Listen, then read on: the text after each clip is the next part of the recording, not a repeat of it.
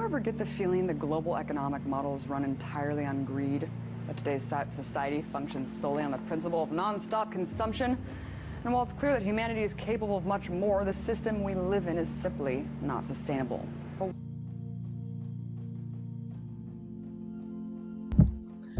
Nikola Tesla once said, "What we want now is closer contact and better understanding between individuals and communities all over the earth. The elimination of egoism and pride, which is always prone to plunge the world into primeval barbarism and strife. Peace can only come as a natural consequence of universal enlightenment."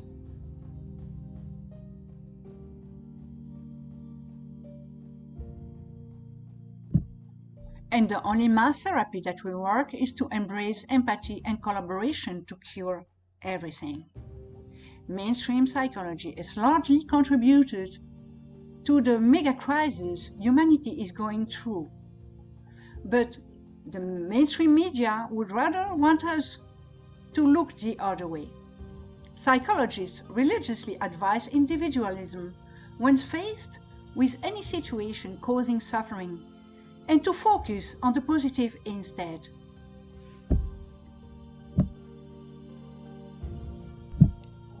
Unfortunately, and as we will see, there cannot be any walk-away option possible until a conflict resolution is accepted by those involved.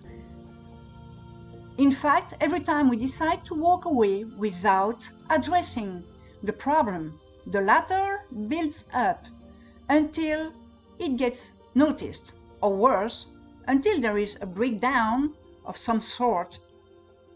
What is noticeable on a global scale now? Protests are erupting all around the world, and even though they get very little attention from the Western TV broadcast, Lebanon, Chile, Egypt, Ecuador, and Hong Kong, to name a few, the latter all share the same background: a rising anger about inequality, political corruption, and inaction to tackle the several ongoing ecocides. The planet urgently needs a new thinking mode and to let go of the old. And mainstream psychology is not going to help, as it is part of the problem. Nature is now our guide to follow. Time to realize that turning a blind eye to such a pervasive inequality isn't going to be resolved with individualism. We can see now that the planet behaves as an organism on our own, what we will talk about in part 3 of this series. And this interconnectedness itself responds laws that humans did not create, but the universe, so that we could understand the purpose of society through empathy and cooperation. It's frustrating. Why aren't the systems changing? Why do we have entire institutions and systems that no one in them even really believes in them, yet everybody participates in them? The truth vibration is what the universe is made of, and for a radical planetary transformation, we will have to leave the old story fearlessly behind. Humanity and life on Earth depend on each of us joining the truth vibration. As for the planetary interconnectedness to thrive, a transparent and competition-free society is needed. The world is on the brink of a serious upheaval because profit-seeking is antagonistic to empathy and compassion. Although there is definitely much truth in the fact that we repeat childhood frustrations, we can't take them for granted anymore because they mirror a much larger picture.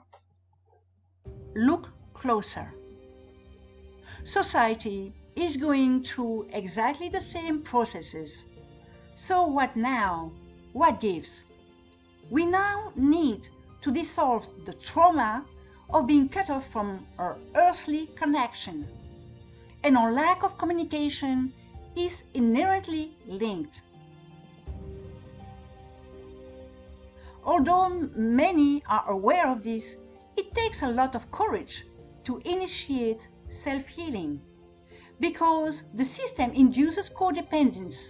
So how do we stop hyperconsumerism? The 2020s are set to be a decade of dramatic economic and social upheaval, reversing many of the trends of the past 40 years, according to Bank of America. However, there are several things we can do to help degrow the economy so that we can directly participate in the slowdown of environmental destruction, like refraining from buying anything superfluous, making our own sodas and nut mix with honey or stevia, and use, of course, glass bottles preferably. Always preferring cash over bank cards. Buying cloth made of natural fabrics instead of synthetics, and go to thrift stores.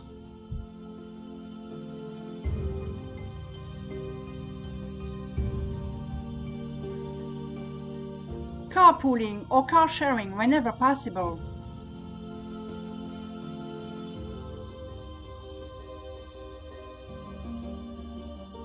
Terminate TV cable contract, but keep the internet access.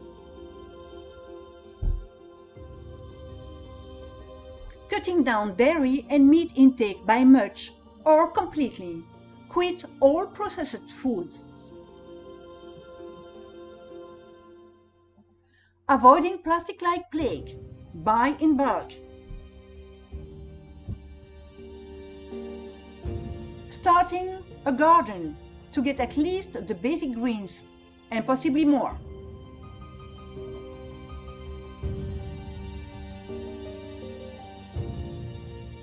Only replacing cell phones and computers every 5 years.